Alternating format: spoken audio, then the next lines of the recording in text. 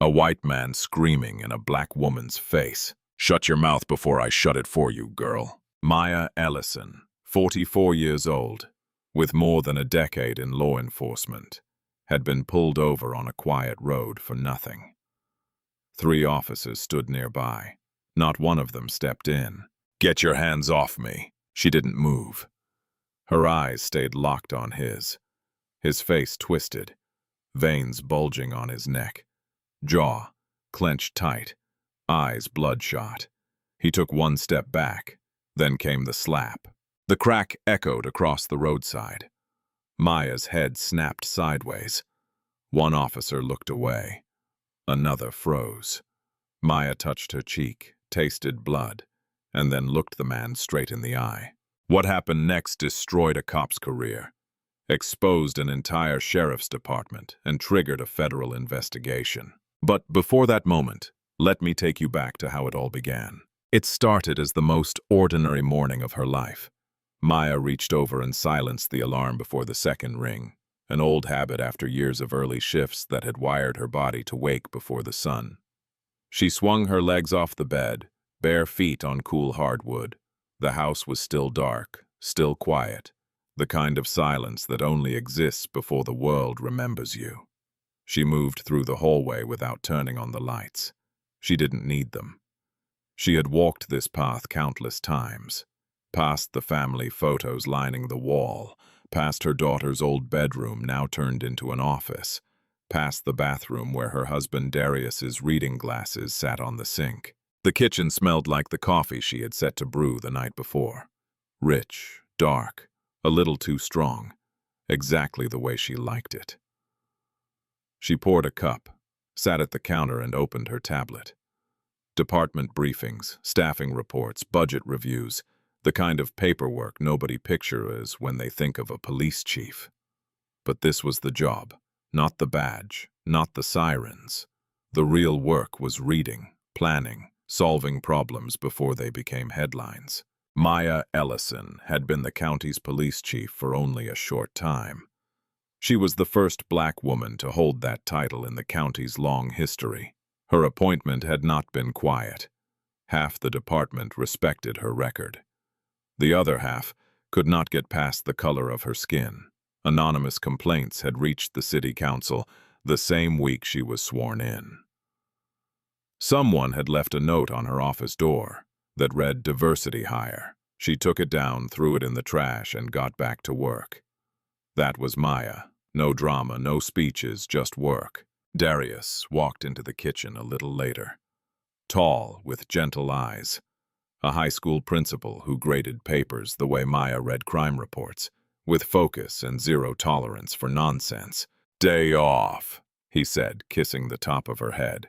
"Actual day off, no emails, no calls, just you and your mom." Maya smiled. "I'll try." "You'll fail," he said. "But I love you for pretending." She laughed, the kind of laugh that fills a kitchen. Warm, easy, real. She grabbed her keys, her jacket, and her wallet. Her badge sat on the counter by the fruit bowl. She looked at it for a second, then slid it into her jacket pocket. Force of habit. Even on a day off, she never left home without it. No uniform today, no department SUV, just a dark blue sedan, a pair of jeans, a white blouse, and a woman going to visit her mother across the county line. Ridgemont County looked peaceful from the highway. Green fields, old churches, family diners with hand-painted signs. But underneath that surface ran tension, the kind that stays quiet until it explodes. The county was mostly white and working class, but in recent years more Black and Latino families had moved in, and with that came friction, not from everyone, but from enough people to change the air. The sheriff's department had collected complaints like parking tickets, racial profiling, excessive force, illegal searches. Multiple formal complaints in recent years, mostly from Black residents. Every single one had been investigated and dismissed by Sheriff Warren Pike's office. Every single one. That was the soil this story grew from. On the other side of what was about to happen, stood Sergeant Harlan Voss, a man with more than a decade on the force, the kind of cop who confused authority with power and power with permission. That afternoon, Voss was cruising a back road near the county line with his partner, Deputy Colin Mercer. Windows down, country radio low. Voss had his sunglasses on, one wrist draped over the wheel. He nodded toward a row of houses. Another block, another barbecue, another noise complaint by 9. Mercer gave a short, nervous laugh. He didn't push back. He never did. Then Voss saw it. A dark blue sedan, a black woman behind the wheel, driving a clean car through what he considered his part of the county. He watched her pass. She wasn't speeding. She wasn't swerving. Her signal worked. Her plates were visible. None of that mattered. Voss flipped on his lights. Maya saw the lights before she heard the siren. A quick flash of red and blue in her rearview mirror. Then the short whoop of a patrol car, pulling her over. She glanced at her speedometer. She was driving at the limit. No reason, no violation, nothing. But Maya Ellison didn't panic. She had been here before, not as a chief, not as an officer, but as a black woman in America. She signaled right, pulled to the shoulder slowly, and parked near a streetlight, deliberate, because she knew visibility mattered.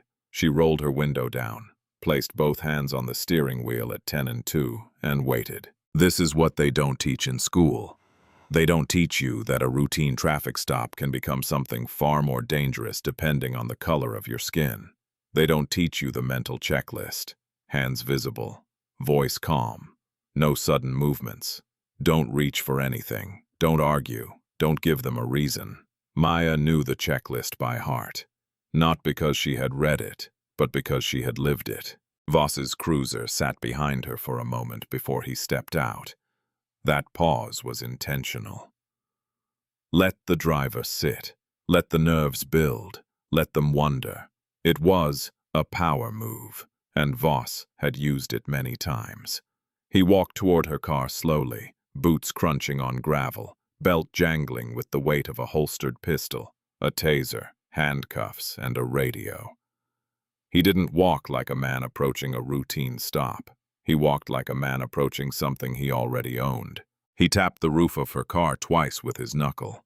Hard, metallic, unnecessary. Then he leaned into the window, sunglasses still on, gum rolling between his teeth. He didn't greet her. He didn't introduce himself. He just shined his flashlight directly in her face, even though the sun had not yet set. License and registration. Maya handed them over calmly, smoothly. No fumbling. May I ask why I was pulled over, officer? Voss didn't look at her. He studied the license like it was evidence, flipped it over, held it up to the light, took his time. Maya Ellison, he read aloud. This your current address? Yes. He glanced at the road ahead, then back at her. You seem a little far from home, Maya. It's Ms. Ellison, she said. Polite, firm, not aggressive, just correcting. He ignored it completely. Didn't even blink. I pulled you over because you were swerving across the center line. Maya's hands stayed on the wheel. Her pulse stayed even. She knew with absolute certainty that she had not been swerving. She had driven this road countless times. She could drive it blindfolded. I was not swerving, officer. I've been in my lane the entire time. Voss pulled his sunglasses down just enough to look over them. The smirk returned. Are you telling me what I saw? I'm telling you what happened. He pushed the sunglasses back up, straightened, stepped back from the window, and that was when his whole demeanor changed. The casual arrogance vanished. What replaced it was something colder, harder, the look of a man who had just been challenged and did not plan on losing. Step out of the vehicle. Maya took a breath. She knew her rights. She knew she did not legally have to comply with that order during a standard traffic stop unless there was a safety concern. But she also knew something else. She knew what happened to black people who said no, so she opened the door slowly, stepped out, and stood beside her car. The evening air was warm. The asphalt still held the heat of the afternoon sun. She could smell fresh-cut grass from a nearby field, and the faint chemical bite of exhaust from Voss's idling cruiser. Hands on the hood. She placed her hands flat on the car. The metal was hot under her palms, gritty with road dust. She could feel the faint vibration of the engine ticking as it cooled. Voss stood behind her, close, too close. She could feel his shadow. "Where are you coming from?" "Home." "Where are you going?" "To visit my mother." "You have any drugs in the car?" "No." "You've been drinking?" "No." "You sure about that?" "I'm sure." He circled around to face her, leaned against the cruiser with his arms crossed, and studied her the way you would study an animal behind glass. What was killing him was that she wasn't scared. He expected fear, trembling hands, a shaky voice, maybe tears. That was what he was used to. That was what gave him the rush. But Maya gave him nothing. Her voice was level. Her eyes were steady. Her answers were short, clear, and unshakable. And every second of her composure made him angrier, because to a man like Voss, a calm black woman wasn't cooperating. She was defying. Deputy Colin Mercer stood a short distance away, hands on his belt, eyes scanning up and down the road. He hadn't said a word since they stepped out of the cruiser. He was younger, with only a few years on the force, and in every one of those years he had watched Voss push boundaries, bend rules, and cross lines. He had never once opened his mouth, not because he agreed, but because staying silent was easier than being brave. "Voss," radioed in Maya's plates. The response came back quickly. "Clean. No warrants. No prior offenses. No flags. Nothing. For any reasonable officer, that would have been the end of it. Hand back the license, say, 'Have a nice evening,' walk away." But Voss was not a reasonable officer. He walked back to Maya, stood right in front of her, close enough that she could smell the spearmint gum on his breath. "I'm going to search your vehicle." Maya didn't hesitate. "I don't consent to a search. I'm not asking for your consent. I smell marijuana coming from your car." There was no marijuana. There had never been marijuana. Maya didn't smoke. The car smelled like leather cleaner and the vanilla air freshener hanging from her mirror. But "I smell marijuana" was the oldest trick in the playbook. 4 words that gave a cop the power to tear a life apart. Maya kept her voice steady. "There are no drugs in my vehicle, officer. I do not consent to a search." Voss stepped closer. His chest was inches from hers now, invading her space, daring her to flinch. "I didn't ask what you consent to." He turned and waved toward the road. A second patrol car that had been parked down the shoulder rolled forward. 2 more officers stepped out. Both young, both white, both looking to Voss for direction. 4 officers now, surrounding one woman on a quiet road in the middle of nowhere. The power imbalance wasn't subtle. It was suffocating. Voss pointed at Maya, like she was a suspect in a lineup. "We've got a non-compliant driver. Possible narcotics." That word, non-compliant. Maya knew exactly what it meant in this context. It meant she had said no. It meant she had asked questions. It meant she hadn't been afraid enough. She turned to face Voss directly. Her voice didn't waver. "I've identified myself. I've cooperated with your questions. My plates are clean. Your search has no probable cause. I'm asking you, for the record, to document this interaction." Voss tilted his head, looked at her the way a cat looks at something small. "You've got a real mouth on you, don't you?"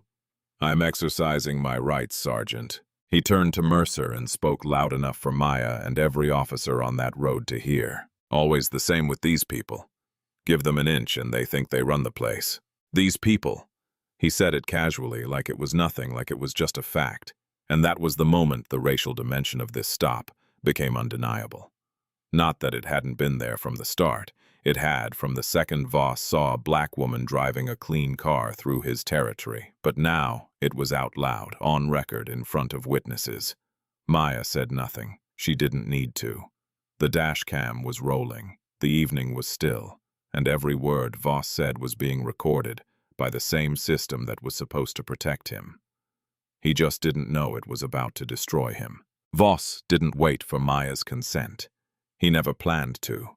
He snapped his fingers at Mercer. "Search it." Mercer hesitated for a second. A flicker of something behind his eyes, doubt maybe, or guilt. But it passed. It always passed with Mercer. He walked to Maya's car, opened the driver's side door, and started looking. Maya stood with her hand still on the hood. The metal had started to cool now. The sun was dropping behind the tree line. Long shadows stretched across the road like dark fingers reaching for something they couldn't quite touch. She watched Mercer go through her car the way you would watch someone walk through your home with muddy boots. Every open compartment was a violation. Every drawer pulled was a line crossed. Glove box first. Registration, insurance papers, a small leather Bible with a cracked spine, reading glasses in a floral case. Mercer set each item on the passenger seat like he was cataloging evidence from a crime scene. There was no crime. Back seat next. A reusable grocery bag, a water bottle, a folded sweater. Nothing. Then the trunk. Mercer popped it open. A gym bag with workout clothes, a change of shoes, and a manila folder. Thick, official, stamped with the Ridgemont County Police Department seal. Inside were department documents. Transfer requests, staffing evaluations, the kind of paperwork only a senior officer would carry. Mercer glanced at the folder. He didn't open it. He didn't read it. He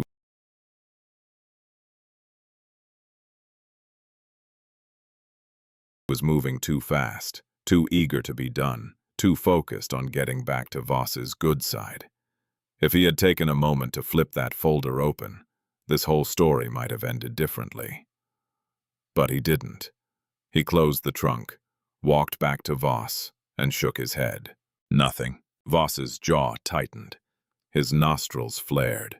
He wasn't relieved. He was annoyed, because finding nothing meant he was wrong. And being wrong in front of 4 officers and a dash cam was not something Harlan Voss could accept. Maya spoke, calm, measured, like a woman reading a legal document out loud.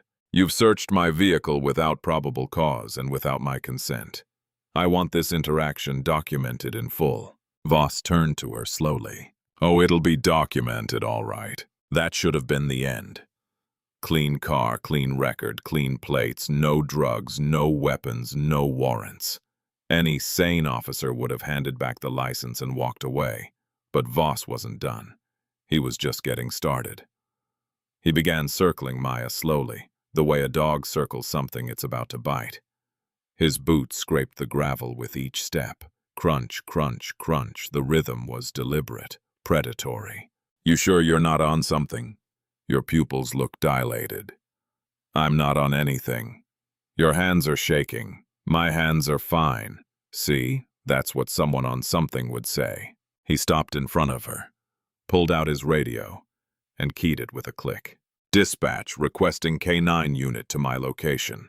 Mile marker 12, Route 9, possible narcotics." Maya's stomach tightened. Not from fear, from recognition. She knew this playbook. She had seen it used against countless people in her career. Request a dog, delay the stop, stretch minutes into much longer, make the person sweat, make them break. The K9 unit arrived shortly after. A German shepherd named Duke, led by an officer who didn't make eye contact with Maya once. The dog circled the car, sniffed the tires, sniffed the doors, sniffed the trunk. No alert, no signal, nothing. Voss dismissed it with a wave of his hand. Dogs miss things sometimes. That wasn't how K9 units worked, and every officer on that road knew it. He turned back to Maya. "I'm detaining you for further investigation." "On what grounds?" "Obstruction. You've been non-compliant since the second I walked up to your window." "I have complied with every lawful request, Sergeant. I have not obstructed anything. That's your opinion. That's the law. Voss's eyes narrowed. Something shifted in his face. The casual cruelty was gone. What replaced it was darker, harder, the look of a man who was no longer playing a game, but fighting a war. Are you telling me how to do my job? I'm telling you what my rights are. Your rights, he repeated slowly, like the words tasted wrong. You want to talk about rights? You're standing on the side of my road in my county, talking back to me like you're somebody. You're not somebody. You're just another problem I have to deal with before dinner. Maya held his gaze. She didn't blink. Am I under arrest? Not yet. Keep talking and we'll get there. Then I'd like to make a phone call. Voss laughed, short, sharp, like a bark. This isn't a hotel, sweetheart. Sweetheart. The second time he had used that word, dripping with contempt, loaded with every assumption he had ever made about what a black woman was worth. Maya reached slowly toward her jacket. Her phone was in the right pocket. She moved deliberately, no sudden movement, exactly the way she had been trained. I'm reaching for my phone, officer, just my phone. Voss grabbed her wrist hard. His fingers dug into her skin like a vice. She could feel the bones shift under the pressure. Hands where I can see them. I just told you. I'm reaching for my phone. I don't care what you told me. Did I say you could move?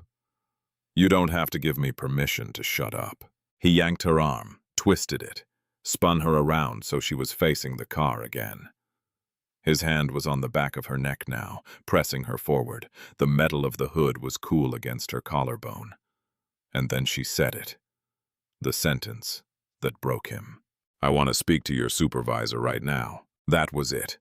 Not a threat, not an insult, a request. A lawful, constitutional, reasonable request that every citizen in America has the right to make. Voss released her neck. She straightened up and turned around to face him. His face was red, not pink, red. The veins on his neck pulsed like ropes under his skin.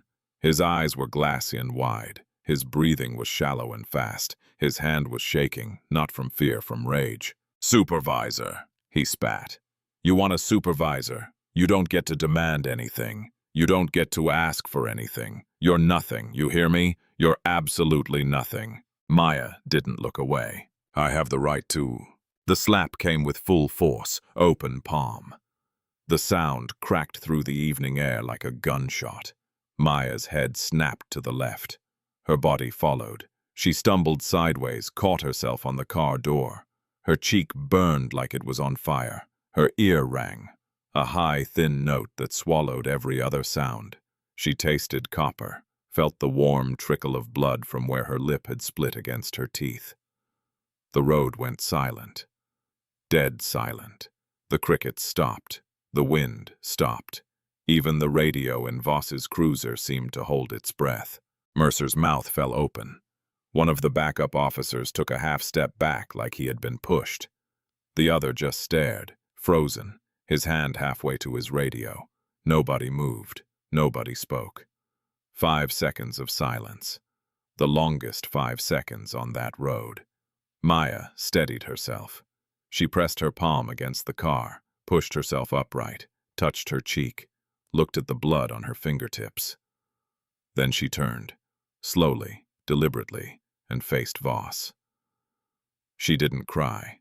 She didn't scream. She didn't beg. She looked at him with an expression he would remember for the rest of his life. Not anger, not pain, certainty. And she said one sentence, low, steady, cold as steel. You just made the worst mistake of your career. Voss laughed, but the laugh was thin, hollow. That a threat? Add it to the report. He turned to Mercer. The red in his face was fading. The adrenaline was settling. And somewhere beneath the rage, something else was creeping in. Something unfamiliar. Something he hadn't felt in more than a decade on the force. Doubt. Cuff her, he said. But his voice cracked on the second word. Maya didn't resist. She extended her wrists slowly, calmly. Her face was stone. Her lip was bleeding. Her cheek was swelling, but her eyes were perfectly still. Mercer approached with the handcuffs. His hands were shaking. The metal clinked softly as he fumbled with the latch. Before he could close them, Maya spoke. Her voice was quiet, almost conversational, like she was ordering coffee. "Before you do that, deputy, I need you to reach into my left jacket pocket." Voss snapped. "We'll search whatever we want." "It's not a weapon," Maya said. She didn't look at Voss. She looked at Mercer, directly into his eyes. "It's identification. Official identification. And I strongly suggest you look at it." Something in her tone stopped everything. Not the words themselves, the certainty behind them, the absolute unshakable calm of a woman who knew exactly what was about to happen. Mercer looked at Voss. Voss waved dismissively. "Go ahead.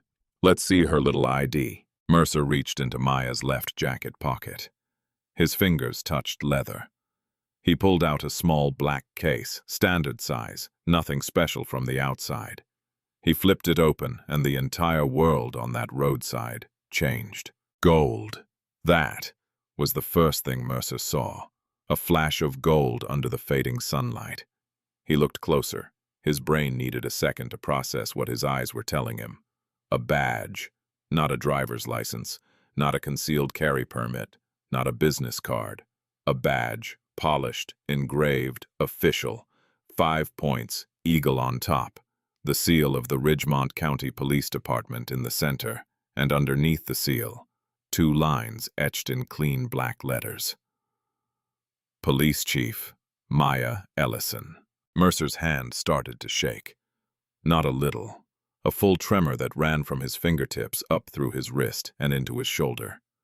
The badge case rattled in his grip like a leaf in a storm. He looked up at Maya, then down at the badge, then back at Maya. His mouth opened. Nothing came out. Voss was standing a short distance away, arms crossed, smirk still on his face. He hadn't seen it yet. "Well," Voss said, "what's little Miss Attitude got? Library card, food stamps?" Mercer turned the badge around slowly and held it up so Voss could see. The smirk didn't just disappear. It collapsed, like a building losing its foundation. 1 second it was there. The next, every muscle in Voss's face went slack. His arms dropped to his sides. His skin, which had been flushed red with rage moments earlier, drained to the color of old milk. His lips moved, but no sound came out. His eyes darted from the badge to Maya's face, back to the badge, back to Maya, like a man trying to solve a puzzle that had just destroyed his life. The 2 backup officers stepped closer to see what Mercer was holding. One of them, the younger one, whispered 2 words under his breath. "Oh my God." The other took a step back, then another, like the badge was radioactive. Silence. Not the silence of a quiet road. The silence of a world being rearranged. The silence of 5 men realizing all at once that the woman they had humiliated, searched, threatened, and struck was the single most powerful law enforcement official in their county. 5 seconds of that silence. 10, 15. Nobody moved. Nobody breathed. Maya broke it. She didn't yell. She didn't scream. She didn't raise her voice even a fraction. She spoke with the calm, precise authority of a woman who had spent years preparing for exactly this kind of moment. "Sergeant Harlan Voss, you have conducted an illegal traffic stop based on fabricated probable cause. You have performed an unlawful search of my vehicle without consent and without legal justification. You have used racially coded language in the presence of fellow officers. You have physically assaulted a civilian. And you have committed battery against the chief of police of Ridgemont County." She recited every charge from memory. No notes, no hesitation. Each violation landed like a hammer strike. Clean, precise, devastating. Voss's mouth moved again. This time sound came out, but barely. "Chief, I didn't know." "You didn't know I was your boss." Maya's voice didn't waver. But that shouldn't matter, Sergeant, because you shouldn't treat anyone like this. Not a chief, not a teacher, not a student, not a mother driving to see her family. No one. She turned to Mercer, her eyes dropping to the handcuffs still dangling from his left hand. "Uncuff me, now!" Mercer fumbled. His hands were shaking so badly that it took him 3 tries to find the keyhole. The cuffs clicked open and fell away. Maya rubbed her wrists. Red marks circled them like bracelets. She pulled her phone from her right pocket. The one Voss had grabbed her wrist to stop her from reaching. She dialed 2 numbers. The first call, to Captain Vivian Shaw in Internal Affairs. "Vivian, it's Maya. I need you at mile marker 12 on Route 9. Full IA team. I'm placing Sergeant Voss under administrative investigation, effective immediately. Secure all dashcam and bodycam footage from every officer on scene." She hung up and dialed again. The second call, to Darius. "Baby, I'm fine. I'll explain everything when I get home. I love you." She ended the call, slid the phone back into her pocket, and turned to Voss. He looked smaller now, like the uniform had been holding him together and now it was just fabric. His hands hung at his sides. His shoulders were rounded. His eyes were fixed on the ground. "Hand over your badge and your firearm, Sergeant. You are suspended pending investigation." Voss's head snapped up, a flash of the old defiance. "You can't." "The sheriff." "I just did." Maya cut him off without raising her voice. "And if Sheriff Pike has a problem with that, he can take it up with the district attorney." Voss unclipped his badge slowly. His fingers trembled as he pulled the pin from his shirt. He set it on the hood of his cruiser, then his service weapon. He placed it next to the badge with both hands, like a man laying down something much heavier than a gun. Maya turned to the backup officers. "Secure the footage. Every dash cam, every body cam. If a single frame is missing, I'll hold each of you personally responsible." They moved fast, faster than they had moved all evening. Maya stood alone on the roadside for a moment. The sun had dropped below the tree line. The sky was purple and orange. The lights on Voss's cruiser were still spinning, painting everything in red and blue. She touched her cheek. The swelling had started. The blood on her lip had dried. She breathed in, held it, let it out. Then she waited for Vivian Shaw to arrive. Captain Vivian Shaw arrived soon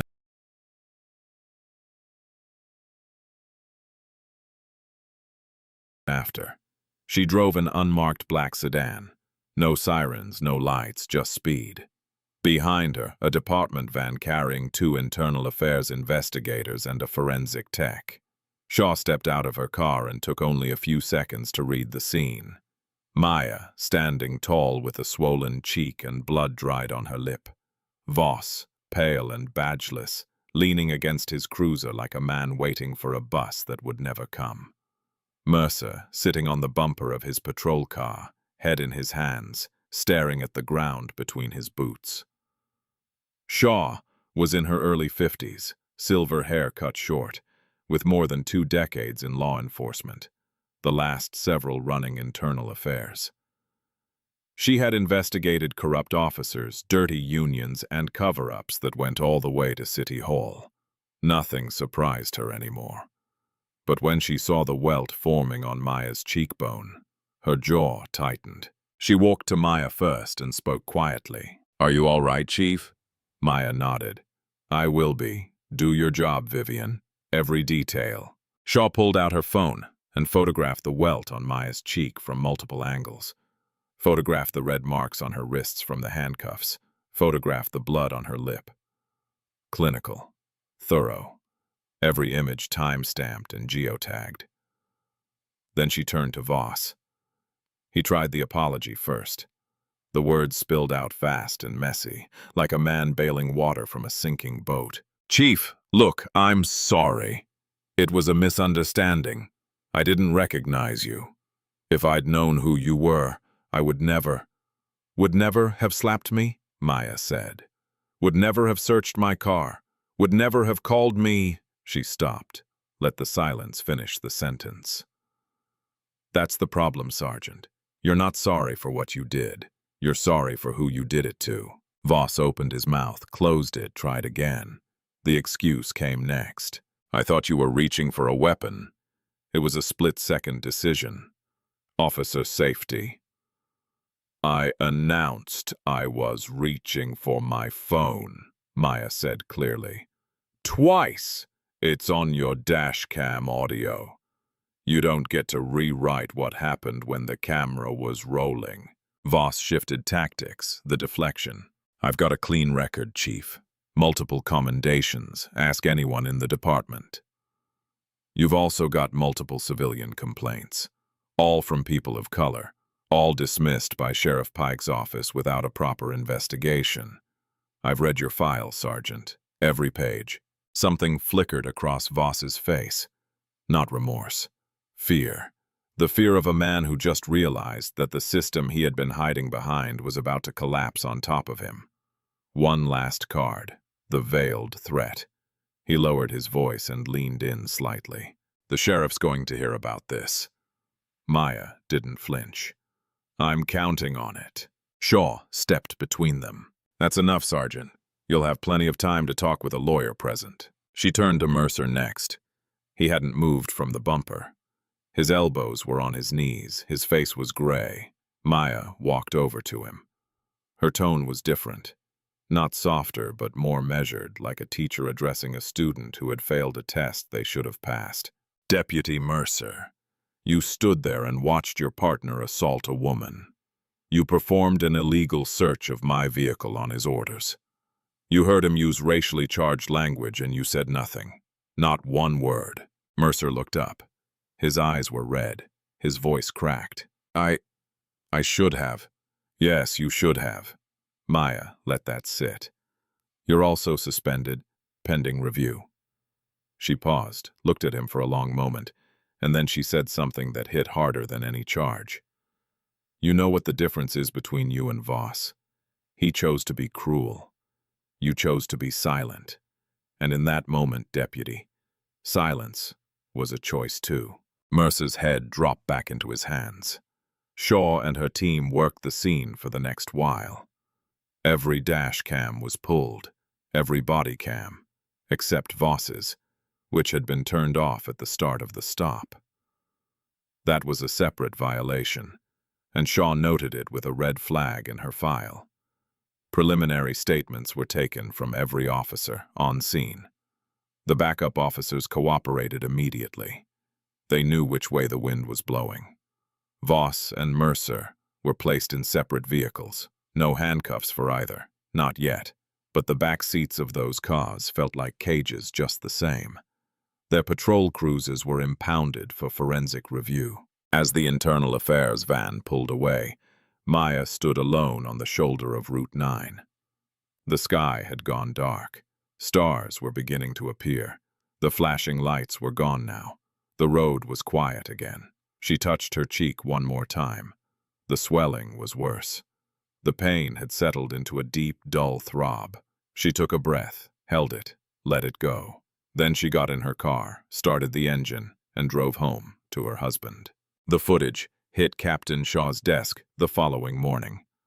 She watched it alone in her office with the door closed and the blinds drawn. The full, uninterrupted dash cam video. No cuts, no edits, no gaps, just raw, unfiltered reality. She watched Voss pull Maya over for no reason. Watched him shine a flashlight in her face while the sun was still up. Watched him order her out of the car. Watched him circle her like prey. Watched Mercer search the vehicle without consent. Watched the canine alert on nothing. Watched Voss grab Maya's wrist. Watched him pin her against the hood. Watched him slap her across the face with an open palm. And then she watched Maya stand back up, look him in the eye, and never once lose her composure. Shaw watched it twice. Then she picked up her phone and called the district attorney. By the next business day, Internal Affairs had opened a formal investigation. Not just into Voss, into the system that created him. Shaw pulled Voss's complete personnel file. What she found wasn't surprising. It was sickening. Multiple civilian complaints over the years. Every single one filed by a Black or Latino resident. Excessive force, racial profiling, illegal searches, verbal abuse, intimidation. And every single one had been marked, investigated, no action required by the same office. Sheriff Warren Pike's office. Multiple complaints, multiple dismissals. Same signature at the bottom of every report. Shaw flagged it immediately. This wasn't just one bad cop. This was a pattern. A system designed to protect officers and bury victims. And the man at the top of that system was the sheriff himself. The investigation expanded. Soon the story broke. Lena Torres was the one who lit the match. 31 years old, investigative journalist at the local news station. She had been covering police misconduct in Ridgemont County for some time, knocking on doors that kept closing in her face. She had filed multiple public records requests in recent months. Several had been denied or delayed. Then, she received an anonymous tip. No name, no return number, just a message with a few words. Check the dash cam footage. She filed another request. By midday, she had a redacted copy of the video, released with Maya's personal authorization. Torres aired the footage on the evening news. The segment ran several minutes. The raw video played with minimal commentary.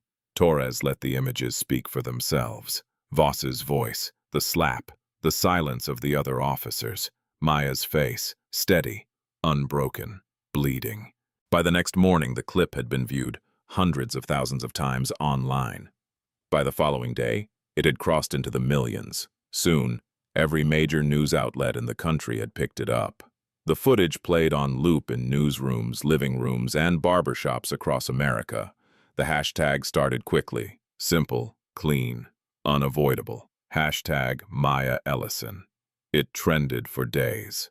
Civil rights organizations issued statements within hours. The NNAACP called for immediate federal oversight. The ACLU announced it was monitoring the investigation. Local community leaders organized a peaceful vigil outside the Ridgemont County Courthouse that drew a large crowd. Sheriff Warren Pike held a press conference.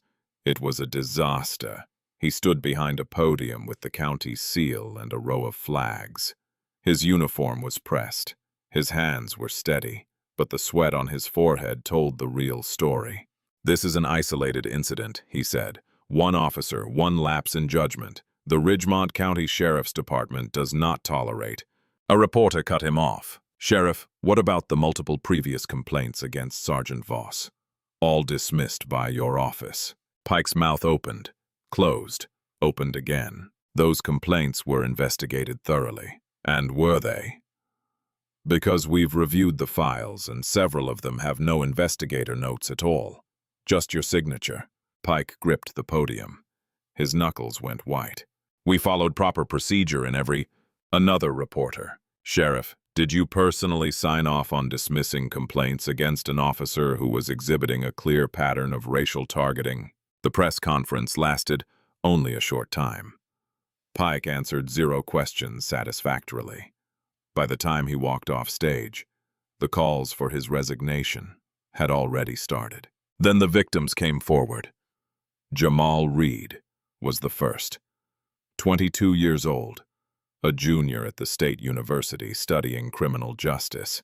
The kind of irony that doesn't need a narrator to point out. A couple of years earlier, Jamal had been driving home from a late study session. Voss pulled him over on the same stretch of Route 9. Same playbook, license and registration, step out of the vehicle. "I smell marijuana," but Jamal's stop didn't end with a slap. It ended with his face pressed into the asphalt and his right wrist fractured during what Voss called a compliance hold. Jamal spent hours in the emergency room. He filed a complaint with the sheriff's department the next week. Dismissed. No action required. Signed by Warren Pike. When Jamal saw Maya's footage on the news, he sat on the edge of his bed and cried, not from sadness, from recognition. The same road, the same cop, the same words, the same system. He called Lina Torres that night and told her everything. She recorded the interview and aired it soon after. Within days, 3 more victims came forward, each with a story that echoed the last. Different names, different dates. Same officer, same tactics, same outcome. Complaints filed, complaints buried. A class-action civil rights lawsuit was filed against the Ridgemont County Sheriff's Department on behalf of all the victims. The lead attorney announced it on the courthouse steps with Jamal standing beside her. Maya met with each victim privately. No cameras, no press releases, just a room, a table, and a woman who looked them in the eye and said what nobody in that department had ever said to them before. "I believe you, and this time it's going to be different." The trial came weeks later. Voss was charged with assault and battery, deprivation of civil rights under color of law, unlawful search and seizure, and filing a false police report for the fabricated swerving claim. The dashcam footage was the centerpiece, uninterrupted evidence that no defense attorney could explain away. His lawyer tried. He argued high-stress environment. He argued split-second decision-making. He argued mistaken identity, as if slapping any woman on the side of the road would have been acceptable. The jury deliberated for a short time before returning a guilty verdict on all counts. Sentencing came soon after. 36 months in federal prison. Permanent decertification, meaning Harlan Voss would never wear a badge again in any state, in any capacity for the rest of his life. And restitution payments to every victim whose complaint had been buried. Voss stood motionless as the verdict was read. No smirk, no defiance, just a man in a suit that didn't fit, staring at a future he had built for himself. Mercer was charged separately. Accessory to unlawful search, failure to intervene. He cooperated fully with prosecutors and testified against Voss, describing in detail the culture of silence inside the department, the unwritten rules, the things you didn't report, the things you pretended not to see. His sentence was probation, mandatory retraining, and permanent demotion. He resigned from the department voluntarily soon after the trial. He told Lina Torres in an off-camera conversation that he couldn't wear the uniform anymore, without seeing Maya's face. Then, there was Pike. The investigation into the sheriff's office took several months. What it uncovered was systematic. Pike hadn't just dismissed Voss's complaints. He had built a pipeline for burying misconduct. Officers who generated complaints were quietly protected. Victims who pushed back were discouraged, delayed, or ignored until they gave up. Pike was charged with obstruction of justice and misconduct in office. The evidence was overwhelming. Signed documents, missing files, emails instructing subordinates to keep it quiet. He was forced to resign. He lost his pension and faced a separate civil trial from the class action lawsuit that would follow him for years. Judge Patricia Lang delivered the final word from the bench. She looked at the courtroom packed with reporters, community members, officers, and the victims who had waited years to be heard. And she said something that would be remembered as one of the most important statements spoken in Ridgemont County in a long time. The badge is a symbol of public trust. When that trust is weaponized against the very people it was meant to protect, the full weight of the law must respond. Today, it has. Months later, Maya Ellison stood behind a podium at the Ridgemont County Community Center. Every seat was taken. People lined the walls, officers in uniform, community members, parents with children on their laps. Lina Torres and her camera crew in the back row, front row center seat. Darius, eyes proud, smiling. 2 seats down sat Jamal Reed, clean suit, name badge on his chest. Intern, district attorney's office. The young man who had his wrist broken on Route 9 now worked in the building where his abuser was convicted. Maya adjusted the microphone. She didn't talk about herself. She didn't talk about the slap. She talked about what came next. Today, I'm announcing a comprehensive reform package for law enforcement in Ridgemont County. Mandatory body camera activation on every shift. Deactivation means automatic suspension. An independent civilian oversight board. Members elected by residents, not appointed by the department. Annual implicit bias training. Real programs, real consequences. And an early warning system. Multiple complaints in a set period triggers automatic review. No more buried files, no more looking away. She gripped the podium and looked out at the room. I became a police officer because I believe in justice. Not justice for some, justice for all. And I will spend every day making sure that's not just words on a wall. The applause started slow. Darius stood first, then Jamal, then the whole room. Maya nodded, didn't wave, didn't smile for cameras, just nodded. After the event, she walked to her car alone. Evening air, cool, crickets humming in the grass. Her badge sat on the passenger seat, gold catching the light. She picked it up, ran her thumb across the engraved letters and clipped it to her belt. She started the engine, pulled onto Route 9, mile marker 12, the same stretch where Voss had slapped her, where he had searched her car, where he had grabbed her wrist. She drove past it, didn't slow down, didn't look, eyes forward, hands steady, the road ahead open, quiet, hers. This story is fiction, but imagine yourself in that situation. No badge, no title, just you alone on that road. Would anyone believe you? Would anything change? Think about that.